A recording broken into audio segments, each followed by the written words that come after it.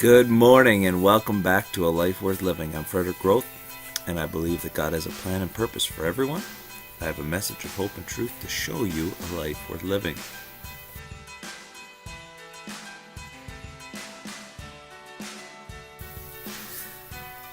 Now we're at the end of the story of Samson, Judges chapter 16. And as we start, I want to ask a question. How will you order your life? Will you have a grand exit, or will you live a life worth living? See, Samson was a very passionate man. The anointing that God put on him, the way he was brought up, Samson was a very passionate man. Unfortunately, he was also stubborn and did not learn his lessons very well. And his passion took him to seek out what the Bible calls strange women. In other words, women that were not from his nationality, and women who had this business where they accepted money for services. And he was always in the Philistines' country after these women. And while he was there, the Philistines were always trying to capture him. There was just something about Samson that it just didn't click in his head.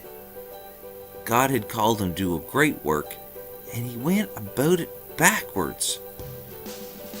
And so he ends up with this lady, Delilah, falls head over heels in love with this lady, and she's used to getting paid for services. And so when the Philistines come along and offer each one of the lords a bag full of silver, she's happy to find out the secret of Samson's strength, which over time she does find out. And Samson loses his eyes, loses his hair, loses his strength, and ends up a slave for years because he didn't put his priorities straight. He let his passions drive him too much. He didn't let his principles drive his passion. He let his passion drive away his principles. And so, after many years of being a slave, his hair grew back, his humility came back, and he prayed one last time, God help me.